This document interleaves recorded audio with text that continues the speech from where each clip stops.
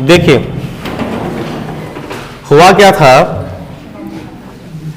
ये अर्थ है और अर्थ का जो शेप होता है वो थोड़ा इलिप्टिकल, हाँ स्फेरिकल नहीं होता है ना, कुछ इस शेप का होता है। इस वजह से क्या होता है कि इनका शेप की वजह से में भी जी में वेरिएशन आ रहा होता है, शेप की वजह से भी जी में वेरिएशन आपको देखने को मिलेगा। ये इक्वेटर और ये पोल, और आपने ये देखा था कि एक्सेलरेशन ड्यू टू ग्रेविटी का वैल्यू इक्वेटर पे डिस्टेंस ज्यादा है तो कम होगा, नहीं लेस देन पोल पे होता था।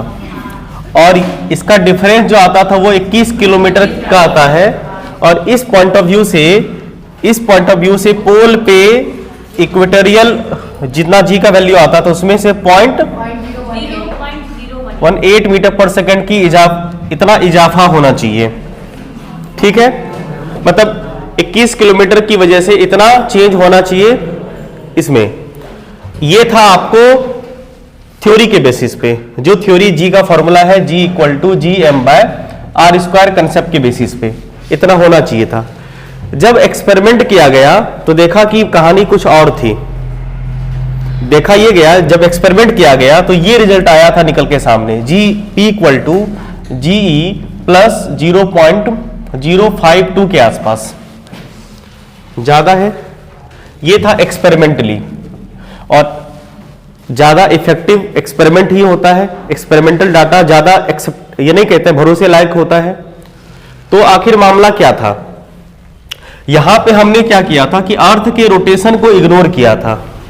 हम लोगों ने माना यहां पे रोटेशन का कोई इफेक्ट महसूस नहीं किया गया, तो यानी एक्स्ट्रा जो जी यहां पे 0.18 दिख रहा आपको, और बाकी इतना जो है ये जो एक्स्ट्रा बढ़ोतरी हुई है ना वो अर्थ के रोटेशन की वजह से हुई है, या इक्वेटर पे कुछ एक्स्ट्रा घटा है ना वो अर्थ के रोटेशन की वजह से होती है। आइए देखते हैं वो कितना होता है। ठीक,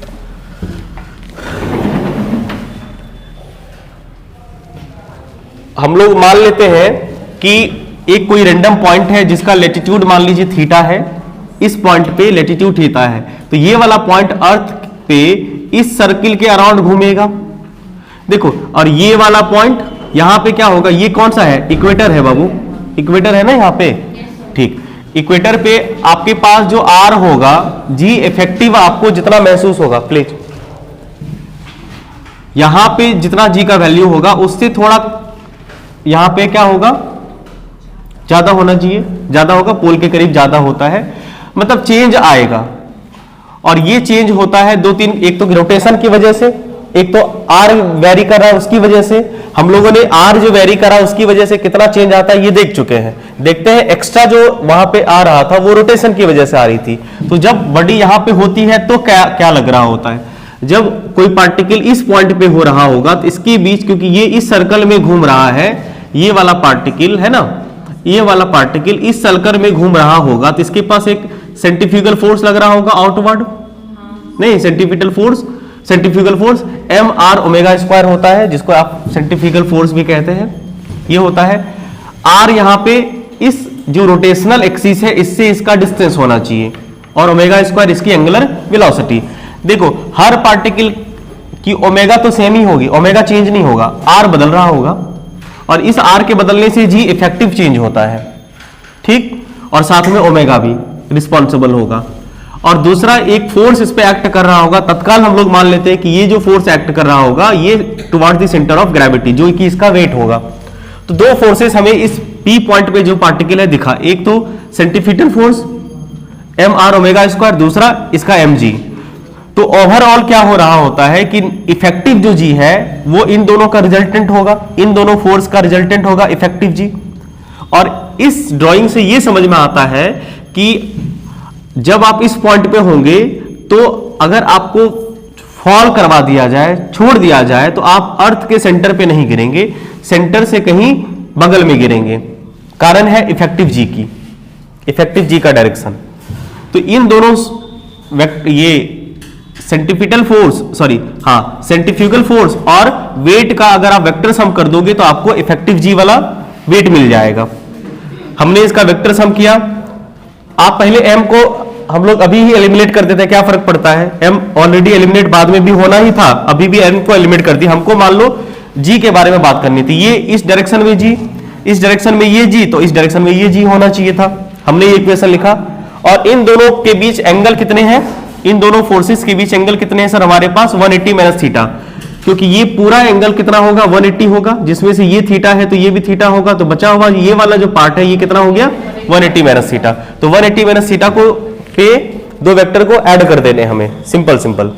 तो फॉर्मूला होता है एडिशन का a square b square 2ab cos theta, a square b square 2ab cos theta. कोई दिक्कत, 180 माइनस थीटा होता है माइनस cos थीटा। अभी आर पुट नहीं कर रहे, बाद में लास्ट में पुट कर देंगे, स्मॉल आर को रहने देते हैं। स्मॉल आर के साथ कैपिटल आर का relation small R equal to capital R cos theta है, बाद में सब्स्टिट्यूट कर देंगे, अभी भी आप कर सकते थे लेकिन रहने देते हैं, बाद में करेंगे। ये हो गया आर स्क्वायर ओमेगा पे power 4 2gr omega square cos 180 minus theta को माइनस cos थीटा लिख ही सकते हैं। ठीक, ओमेगा होता है अर्थ की एंगुलर वेलोसिटी और एंगुलर वेलोसिटी होता है total displacement in time taken. तो अर्थ एक राउंड घूम रहा होगा तो कितना एंगुलर डिस्प्लेसमेंट बनाएगा 2 पाई और अर्थ अपने एक्सिस पे कितने टाइम में घूम लेता है 24 घंटे में। वो सन के अराउंड था 365, ये 24 घंटा अर्थ का है ना, अर्थ का अपने एक्सिस पे कितना रोटेशन होता है, टाइम पीरियड इसका 24 घंटा। तो जब आप इसको सॉल्व करके जरा देखिए 2 इंटू 3.5 का वैल्यू पुट करके सॉल्व करिएगा तो ये वैल्यू काफी कम आएगा, ये ओमेगा इतना कम आएगा कि ओमेगा को आप इग्नोर नहीं कर सकते, लेकिन ओमेगा का स्क्वायर सोचो और भी छोटा, चलो पावर 4 कर देंगे।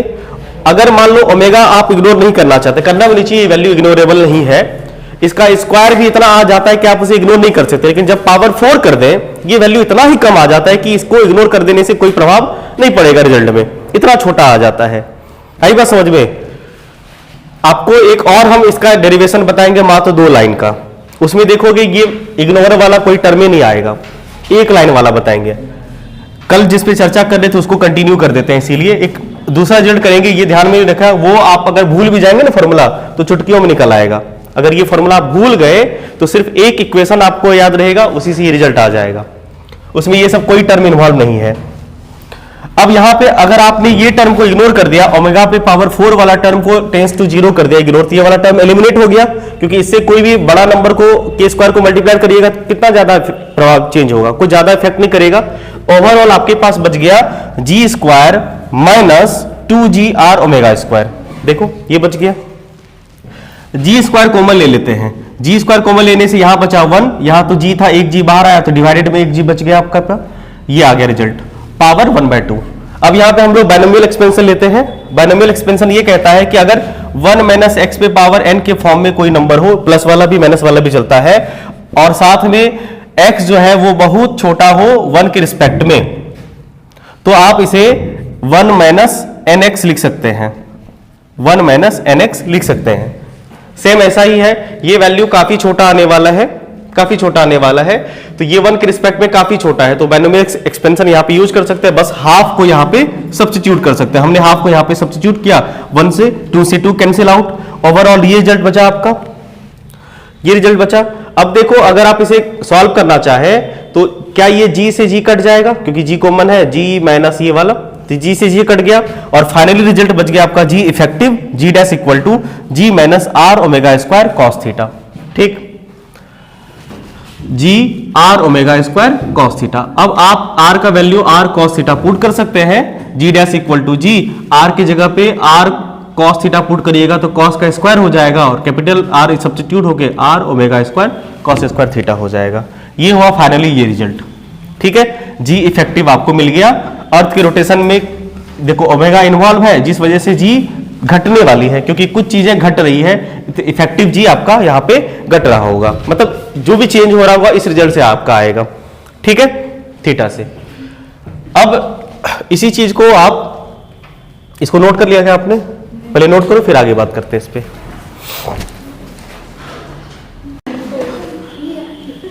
अगर आप इसे दूसरे तरीके से भी सोच सकते हैं, एफबीडी से, कंपोनेंट वगैरह मेथड से, और हमें लगता है वही से ही सोचना आसान भी होगा।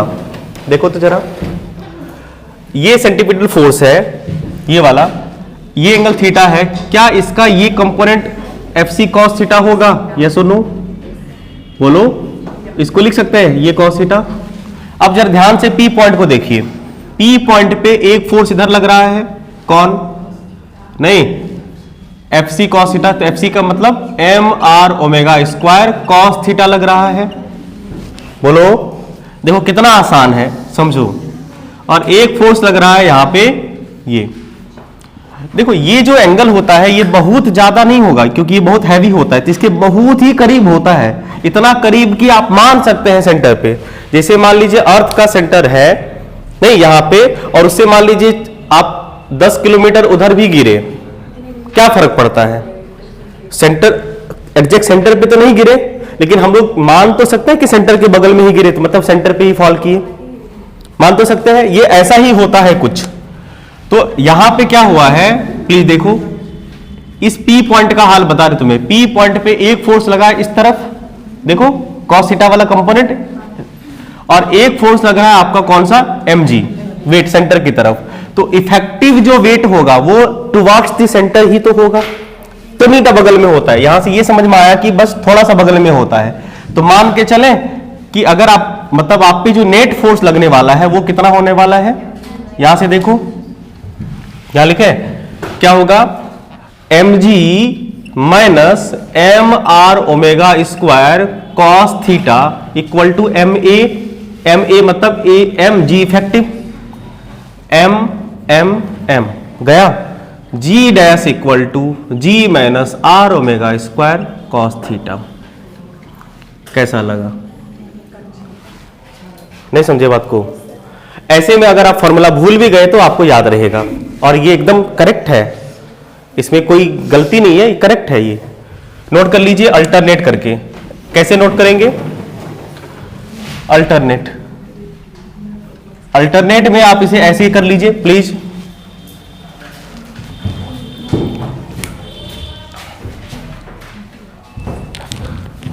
अल्टरनेट में आप इसे ऐसे भी समझ सकते हैं। देखो बाबू, ये अर्थ है ना, इस पॉइंट पे एक फोर्स लगा है आपका ये F C, M R omega square. तो ये एंगल था आपका थीटा, तो उस हिसाब से ये एंगल भी थीटा हो जाएगा, क्योंकि ये थीटा है तो ये भी थीटा हो जाएगा। तो ये वाला component F C cos theta पहले समझ लो, और यहां पे एक फोर्स लग रहे होंगे एम जी पी पॉइंट पे। इस पी पॉइंट को हम बाहर में कर दिए, पी पॉइंट को आउटसाइड कर दिए, ये हो गया आपका एम आर ओमेगा स्क्वायर, और इधर एक फोर्स लग गया है आपका एम जी। नेट इफेक्टिव जी होगा इस तरफ, मतलब जी का डायरेक्शन जो होगा, जी इफेक्टिव कह सकते हैं, जी डैश, जी इफेक्टिव इस तरफ होगा। तो इसका इक्वेशन बनेगा फ्री बॉडी डायग्राम से कॉस थीटा वाला, कि ये बड़ा M G minus M R omega square cos theta equal to M G effective, इसको जी डैश कह सकते हो, जी इफेक्टिव, ठीक है। एम एम एम मर गया, बचा आपका जी इफेक्टिव इक्वल टू, बताते हैं कल वाला एक सर को, g effective equal to g minus are omega square cos theta. बाबू अब यहां पे एक बात बताओ, आपको पता है ना कि R equal to capital R cos theta हो रहा है, इसे आप यहां पे सब्स्टिट्यूट कर दीजिएगा, तो फाइनली G इक्वल टू, मतलब G इफेक्टिव जो होगा, G इफेक्टिव जो होगा वो होगा कितना, कहां लिख दे, सॉरी, फाइनली G इफेक्टिव जो होगा please equal to G minus R की जगह पे रखेंगे R omega square cos square theta. ये रहा आपका आंसर, रिजल्ट। अल्टरनेट में से करके लिख ले, यहां पे कोई बाइनोमियल थ्योरम नहीं, कोई एलिमिनेशन नहीं, सीधा सा तरीका, इसे आप याद रख सकते हैं। नोट करिए, एक बार देखो आपके पास जी इफेक्टिव का फॉर्मूला है जी माइनस बोलो R omega square cos square theta. होता क्या है कि जैसे जैसे आप ऊपर जाओगे, आप बताइए जी का वैल्यू बढ़ना चाहिए कि घटना चाहिए? बढ़ना चाहिए, क्योंकि इक्वेटर से आप पोल पे जा रहे हैं तो बढ़ेगा ही ना। रिजल्ट क्या कह रहा है? बढ़ेगा। रिजल्ट कह रहा है बढ़ेगा। लग रहा होगा कि अच्छा माइनस हो रहा है तो घट रहा है ना भाई ना, माइनस होने से घट रहा है। आप देखो जैसे जैसे आप इक्वेटर से पोल पे जाओगे तो थीटा का वैल्यू बढ़ेगा, और थीटा का वैल्यू बढ़ेगा तो कॉस थीटा का वैल्यू घटेगा, यानी कि इसमें से कुछ वैल्यू कम वाला वैल्यू घट रहा है। नहीं समझे बात को? आई बात समझ में ना आए बाबू? फिर भी घटेगा। बिल्कुल बिल्कुल बिल्कुल, हाँ मेरे से कुछ तो होगा ना। आप ऐसे समझो ना कि जब आप पोल से नीचे आ रहे हो जी का वैल्यू घट रहा है, ये हुआ ना। पोल से नीचे आओगे तो जी का वैल्यू घटेगा, ऐसे ठीक है, बात एक ही है, ठीक है। अगर आप ऐसे सोचोगे तो ऐसे क्या हुआ कि cos थीटा का वैल्यू बढ़ रहा है, देखो ना ये थीटा वैल्यू बढ़ रहा है, एल्टीट्यूड ये लैटिट्यूड बढ़ रहा है, लैटिट्यूड बढ़ने से जी का वैल्यू बढ़ेगा। क्यों? क्योंकि cos थीटा का वैल्यू घटेगा ना। आई बात समझ? जैसे आपके पास मान लीजिए 10 है और 10 में से अभी 5 घट रहा है, आपको 5 मिला, बोलो। अभी 10 में से 4 घटा, बोलो। 10 में से 3 घटा, बढ़ा ना वैल्यू, समझा? वैल्यू बढ़ा ना ऊपर जाने से, ठीक। हाँ, तो इसीलिए ये फॉर्मूला कंफ्यूज नहीं करना है कि सर ये तो हमेशा घटने वाला रिजल्ट देगा। भाई घटने वाला रिजल्ट हमेशा नहीं देगा, आपको ये एक्यूरेट रिजल्ट देगा, जो होगा वो दे देगा। यहां तक क्लियर है? अब सुनो, आप ये बताइए पहली बात कि एट पोल पे जी का वैल्यू मैक्सिमम होता है। अब बताइए पोल पे थीटा का वैल्यू कितना होगा, बताओ कोई? यस, पोल पे थीटा का वैल्यू 90 डिग्री, तो cos 90 कितना हो जाएगा सर? 0 डिग्री। वैल्यू पुट करिएगा तो जी इफेक्टिव कितना होगा? मैक्सिमम। यस, इसका मतलब पोल पे पूरा एक्यूरेट जी आपका होगा, एक्ट करेगा पूरा का पूरा। होना भी चाहिए था ना, मैक्सिमम हो रहा है। रे मनीष कुमार हुआ यहां पे। और अगर हम एट इक्वेटर पे बात करें, तो इक्वेटर पे थीटा का वैल्यू कितना होगा? 0, और cos 0 का वैल्यू होता है 1। इसका मतलब जितना मैक्सिमम घटना है घट सकेगा। इसका मतलब जी इफेक्टिव आपका इक्वेटर पे होगा g minus are omega square, g minus are omega square. ये बात समझ पाए? बताइए ये जी सरफेस पे जनरली माना जाता है 9.8 मीटर पर सेकेंड स्क्वायर। ये हम लोग वैल्यू कैलकुलेट किए कि नहीं किए जी का? नहीं किए हैं, किए 9.8, हाँ वैल्यू डाल के किए थे। आर रेडियस ऑफ अर्थ और ओमेगा अर्थ का कांस्टेंट है ना, अर्थ का कांस्टेंट है ना, गुड। आप अगर इक्वेटर पे, ये बात समझ पाए? ये वाला बात समझ पाए? अच्छा तो अब अगर हम इसे रिजल्ट जरा देखना, ये वैल्यू आएगा आपका जी एट पोल पे कितना? जी। और ये वैल्यू हो गया आपका जी एट इक्वेटर पे कितना? जी माइनस आर ओमेगा स्क्वायर। अगर हम इन दोनों का डिफरेंस देखें, नहीं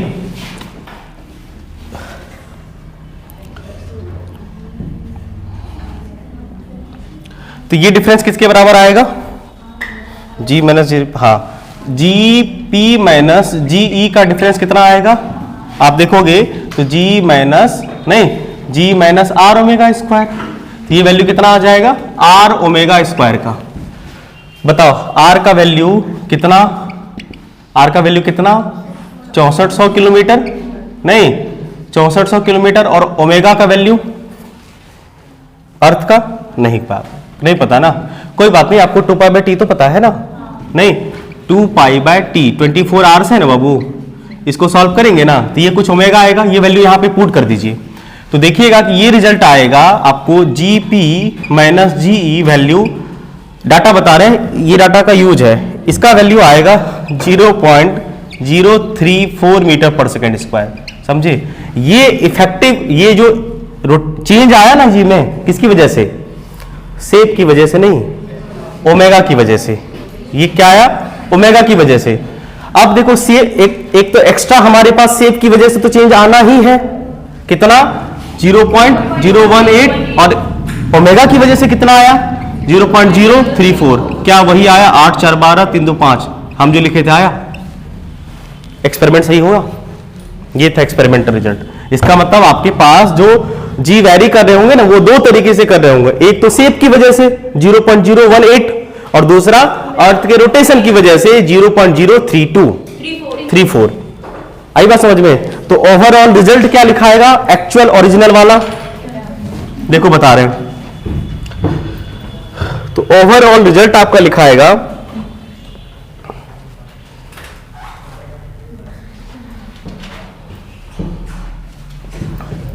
तो अगर आप लिखना चाहे एक्चुअल मतलब एकदम एक्यूरेट जो रिजल्ट आएगा, g at pole equal to g at equator plus देखो पोल में ये एक्यूरेटली बता रहे हैं, ये हो गया आपका चेंज किसकी वजह से? एक तो रोटेशन की वजह से 0.034 मीटर पर सेकेंड स्क्वायर, और साथ में सेप की वजह से, और सेप की वजह से 0.018 मीटर पर सेकेंड स्क्वायर। ये हो गया ड्यू टू रोटेशन, हाँ ड्यू टू रोटेशन की वजह से इतना इफेक्टिव चेंज आया, और ये हुआ ड्यू टू सेप।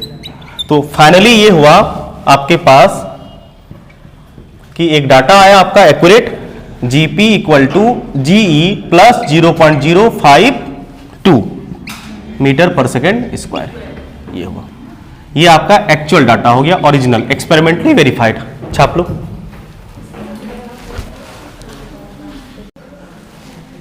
अब आपसे मान लो ये पूछा गया कि हम चाहते हैं कि अभी ये मान लो हम इक्वेटर पे हैं, कहीं भी कोई रैंडम पोजीशन भी ले सकते हैं, मान लीजिए आप इक्वेटर पे हैं, अभी आप पे जी काम कर रहा होगा, मतलब आपका अभी खुद का वेट होगा।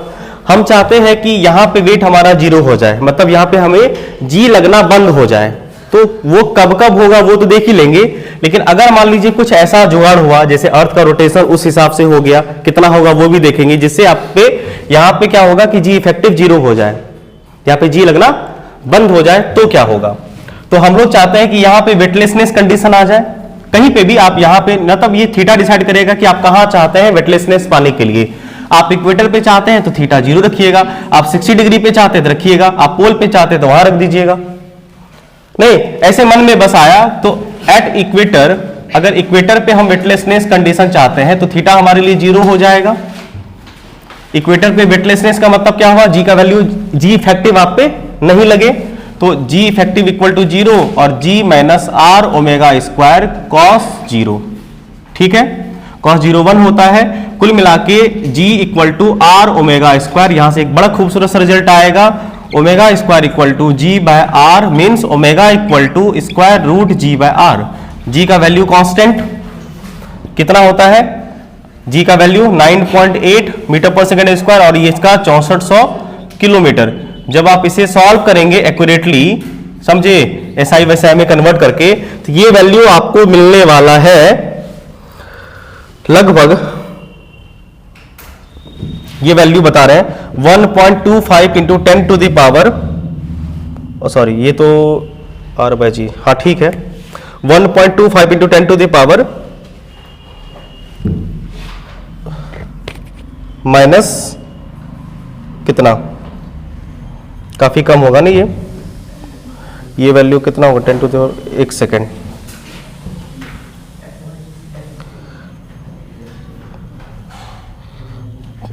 ये वैल्यू कितना डाटा नहीं दिया ना कैलकुलेशन, हाँ है तो -3, 1.25 -3 रेडियन पर सेकेंड, मतलब समझ रहे हैं? ओरिजिनल क्या कर रहे हो? अभी करना है, समझ गया? तो बताओ ये इसका ओरिजिनल ओमेगा है, अर्थ किस ओमेगा से घूम रही होगी? अर्थ किस ओमेगा से घूम रहा होगा? क्या समझा?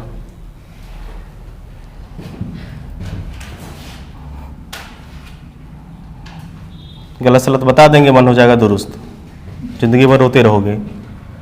ये 1.25 इंटू 10 टू द पावर -3 काफी स्लो है ये। और क्या इतना स्लो अर्थ से घूमती है? नहीं, अर्थ का जो एक्चुअल ओमेगा है ना, उसका ये 1/17 टाइम्स है। हाँ, 17 गुना कम कि ज्यादा हुआ?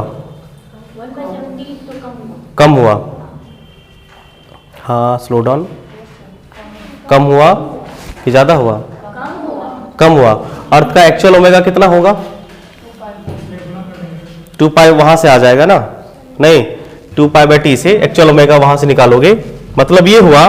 ठीक है,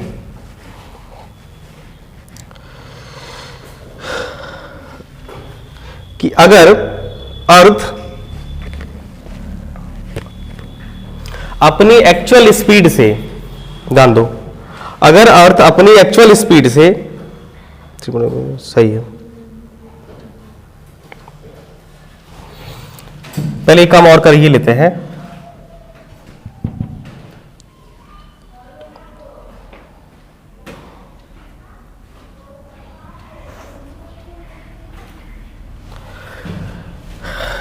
यहां से ये बात समझ में आया है कि अगर अर्थ, देखो ना, अर्थ अगर जिस स्पीड से मान लो घूम रही है, घूमेगी, अगर अर्थ अपनी स्पीड बढ़ा दे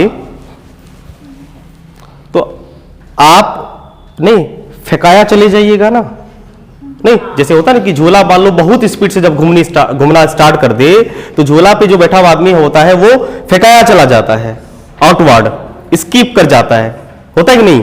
तो ये वही कंडीशन है आपका कि अगर अर्थ अपने एक्चुअल रोटेशन के 17 गुना ज्यादा स्पीड से, ये एक्यूरेट डाटा है, इसके बेसिस पे मेजर किया गया, 17 टाइम्स फास्टर हो गया अर्थ, अगर अभी जिससे घूम रहा है ना, अगर उसका 17 गुना ज्यादा स्पीड से वो रोटेट करना स्टार्ट कर देगा तो सारी चीजें अर्थ से मतलब फेंका चला जाएगा, वेटलेसनेस कंडीशन आ जाएगा। क्लियर है?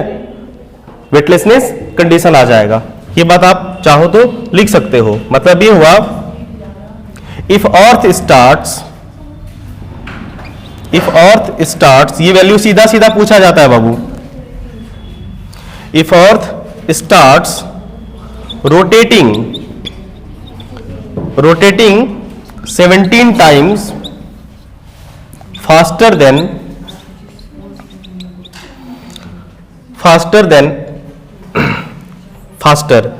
than all objects on equator will become weightlessness। ठीक है, वेटलेसनेस सारी कितना 17 गुना ज्यादा। ध्यान रखिएगा, अगर अर्थ अपनी स्पीड 17 गुना ज्यादा बढ़ा देगी ना प्रेजेंट वैल्यू से, हाँ, तो इक्वेटर पे सारे ऑब्जेक्ट वेटलेसनेस कंडीशन में आ जाएंगे, मतलब वो बाहर फेंकाया चला जाएगा, एकदम आउटवर्ड। नोट कर लो इसे, हाँ, फेंकाया चला जाएगा। छाप लो। दो बात और बताए ऐसे, सॉरी, ये जो वैल्यू आया है, ये वैल्यू कौन सा आया? जब आप इक्वेटर पे वेटलेसनेस चाहते हैं तब का ये ओमेगा है। और हमने अभी ये बताया आपको कि अगर ओरिजिनल से 17 गुना ज्यादा स्पीड से मूव करेगी तो वेटलेसनेस कंडीशन आ जाएगा। मतलब इसका जो ओरिजिनल ओमेगा था उसका ये 17 गुना है, उसका ये 17 टाइम्स। यस, क्योंकि ओरिजिनल ओमेगा कितना है देखो, ओरिजिनल ओमेगा इसका इतना है। ओरिजिनल ओमेगा कैसे निकालेंगे? 2 पाई बाय टी से, 2 पाई बाय टी, तो 2 पाई बाय टी कर दिए, टाइम कितना होता है 24 घंटा, सेकंड में कन्वर्ट कर दिए, डिवाइड किए, दिया आया 7.26 इंटू 10 टू द पावर -5, जो कि अर्थ का ओरिजिनल ओमेगा है। ये अर्थ का ओरिजिनल एंगुलर स्पीड, इसका ये ज्यादा है ना, तो ये इसका 17 गुना है, लगभग 17 गुना के आसपास, एक रफली डाटा है 17 टाइम्स। ठीक है, इससे ये पता चल जाएगा कि ये स्किप कर जाएगा।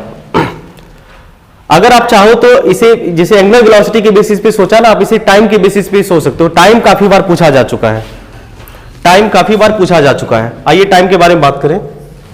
देखो,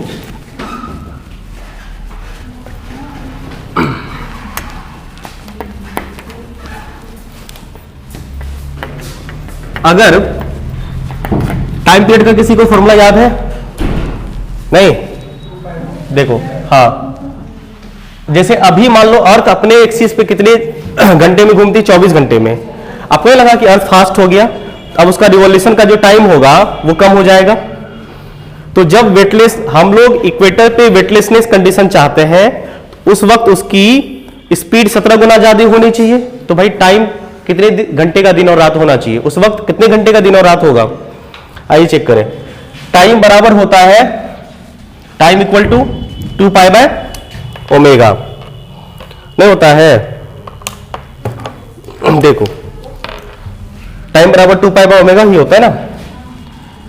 time equal to total distance by velocity होती है ना रे, डिस्प्लेसमेंट बाय वेलोसिटी। और 2 पाई को 2 पाई रखो। देखो अभी ओमेगा इक्वल टू कितना आया है? जी बाय आर। तो 1 बाय ओमेगा तो रूट आर बाय जी कर दे। बोलो बाबू, रूट आर बाय जी। अब आपको आर का भी वैल्यू पता है, जी का भी वैल्यू पता है, 2 पाई का वैल्यू पता है। सबका वैल्यू जब आप पुट करेंगे तो आपको एक टाइम मिलेगा सेकंड में। यहाँ पे सेकंड आएगा ना, क्योंकि सारे एसआई में आएंगे तो सेकंड आएगा। और ये टाइम होगा 5026.5 सेकंड। ये लगभग होता है 1.40 आर, लगभग होता है 84 मिनट। इसका मतलब अब जो आपको 24 घंटा है वो आपको 84 मिनट में कन्वर्ट हो गया। मतलब अब आपके पास कितना होगा? 4 और 2 42 मिनट का दिन, 42 मिनट की रातें। लेकिन जीवित बचोगे तब ना। 42 मिनट का दिन, 42 मिनट की रातें, मतलब डेली। इसका ये मतलब हुआ, अगर अर्थ का रोटेशन टाइम 1 घंटा 40 मिनट हो जाए या 84 मिनट आ जाए, कभी कभी टाइम सेकंड में तो नहीं पूछता है, आवर या मिनट में, आपको ज्यादातर मिनट में पूछा है कि अब एक्चुअल टाइम से वो कितना टाइम चेंज कर ले ताकि इक्वेटर पे वेटलेसनेस कंडीशन आ जाए, तो कितना होगा? 84 मिनट। ये इक्वेटर की बात बता रहे हैं। अलग अलग पे ये टाइम भी अलग अलग होगा, अलग अलग पे ओमेगा भी अलग अलग आएगा। नहीं, होमवर्क में आप 60 डिग्री पे कहानी करके आइएगा। जब आप 60 डिग्री पे होंगे, नहीं, होमवर्क में आप कर लीजिए कि जब आप 60 डिग्री पे होंगे, सवाल नोट कर लोगे क्या? नोट कर लो, एक क्वेश्चन करके आना। Find the value of omega and T, find the value of omega and T, find the value of omega and T at 60 degree latitude, at 60 degree latitude for weightlessness condition, for weightlessness condition, for weightlessness condition. मान लीजिए आप कभी घूमते फिरते अर्थ के equator से 60 degree latitude पे चले गए, तो वहां पे वेटलेसनेस का कंडीशन का टाइम पीरियड और ये हो जाएगा ना। नहीं, थोड़ा सा ज्यादा होगा, हो सकता है आपको आधा घंटा 20 मिनट ज्यादा मिल जाए पूरे दिन और रात का। क्लियर? एक्स्ट्रा टाइम मिल सकता है आपको, तो वो फाइंड करेंगे। मिला जुला के कहानी आपकी हुई खत्म। ठीक है, एक बार बस ओवरव्यू दे दें, ये समझ पाए सब सारी कहानी ना। इससे रिलेटेड 2-3 चीजें आपके अर्थ के रोटेशन से 2-3 ऑब्जेक्टिव आपका बढ़िया बढ़िया वाला बना। एक वेटलेसनेस वाला कंडीशन कि अर्थ अपने ओरिजिनल स्पीड से कितना ज्यादा फास्ट हो जाए ताकि इक्वेटर पे वेटलेसनेस आप फील करें, मतलब इक्वेटर पे जी आप पे नहीं लगे, इफेक्टिव जी 0 हो तो 17 टाइम ज्यादा, या कितना अपना जो वो टाइम पीरियड रखे, कितना रखे? 84 मिनट का रखे, नहीं 24 घंटा से घटा के कितना कर दे? 84 मिनट, यानी 1 आर 1.40 आर, लगभग 1.5 घंटे के आसपास, लगभग 1.5 घंटा से 10 मिनट ज्यादा, इतना कर देगा तो आप मतलब कितना ज्यादा स्पीड से घूमेगा। और इमेजिन करिए कि बहुत ज्यादा स्पीड से घूमने से क्या होगा? बॉडी फेंकाया चला जाएगा, नहीं आउटवर्ड स्किप कर जाएगी सर, अर्थ आप पे फोर्स लगाना ही बंद कर देगा, ग्रेविटी अब्सेंट हो जाएगी आपके लिए अगर अर्थ इस स्पीड से घूमना स्टार्ट कर दे तो। क्लियर? आई बात समझ में? तो ये हो गए आपके वेरिएशन ड्यू टू, ये है एक्चुअल ओमेगा। अगर चाहो तो तुम ये एक्चुअल ओमेगा भी कहीं पे कॉपचे में लिख सकते हो ताकि आप इसे कोरिलेट कर पाए। ठीक है, तो कहानी ये हुई फाइनली चलते चलते कि हम लोगों ने एक्सेलरेशन ड्यू टू ग्रेविटी का वेरिएशन सीखा है, और वो था क्या क्या, एक तो शेप की वजह से नहीं, और शेप की वजह से क्या होता था, देख लो रिकैप कर दे, इसे मिटा देना ये वाला वैल्यू,